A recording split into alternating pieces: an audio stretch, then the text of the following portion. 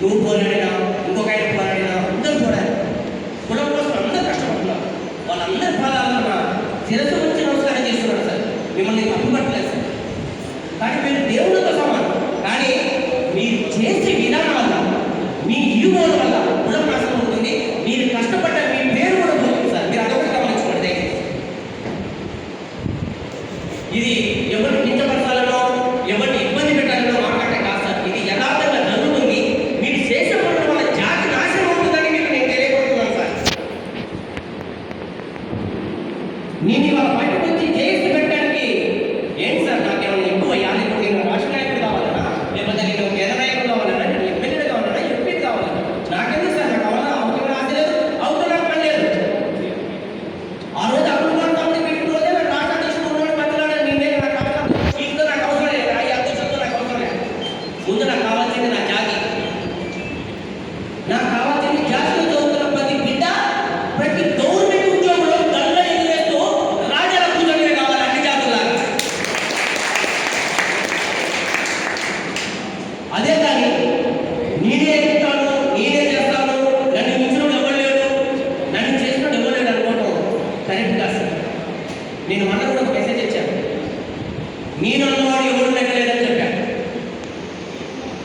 ఏనాటి దేవుడి నుంచి ఈనాటి రాజకీయ నాయకుల వరకు నేనేలా గొప్ప నిర్ణీయుల వరకు పతనమైపోయారు. గుర్తు పెట్టుకోండి సార్. కాబట్టి చెప్పేది ఒకటే సార్, మీకు మీరందరూ మా దేవుడు సమానం.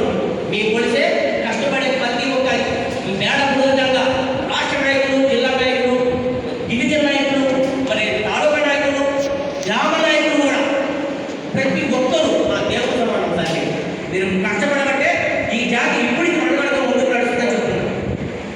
కానీ మనం చేసే కొన్ని పొరపాట్ల వల్ల ఈరోజు చాలా మనం నష్టపోతున్నాం. కాబట్టి మేడా బృందం జేఎస్సీ ఆంధ్రప్రదేశ్లో మన అందరం కలుద్దాం సార్. రాష్ట్ర నాయకులు అన్ని సంఘాల వాళ్ళు సార్.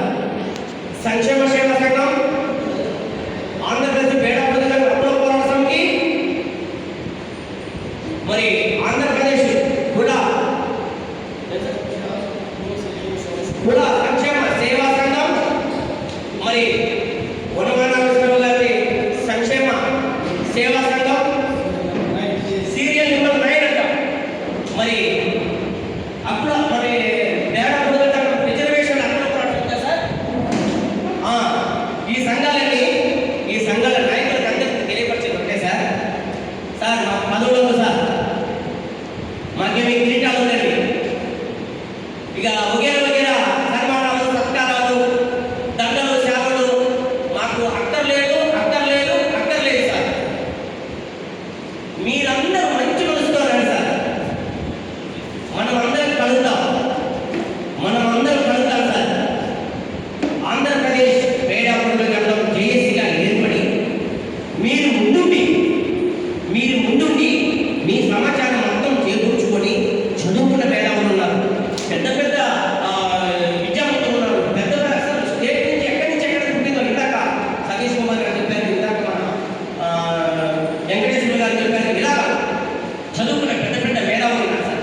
వాళ్ళందరూ సమాచారం అందుకొని మరి ఎక్కడ ఉంటుంది, మూలం ఎక్కడ, దీన్ని ఏం చేద్దాం, మన బిడ్డల భవిష్యత్తుని ఎలా కాపాడుకుందాం, మన జాతి గౌరవాన్ని ఎలా కాపాడుకుందాం, ముందు మన ఎస్సీ కుల జీవితం పట్ల మన చేతులు పడ్డాక మన పోరాటాలు ఎదుర్కొన్నాం, తర్వాత రాజకీయంగా మనం మనం ఆలోచిద్దాం సార్. కానీ ఈ గ్యాస్ సర్టిఫికేట్ వచ్చేంత వరకు మనమందరం మళ్ళీ ఒకటవుదాం. జేఏసీగా ఏర్పడి మరి మన కులాన్ని కాపాడుకుందాం. మరి రేపు జరగబోయే 7వ నెల 21వ తారీఖు పార్లమెంటు సమావేశాలు ఉన్నాయి. ఈ లోపు మనమందరం కలుద్దాం. మనమందరం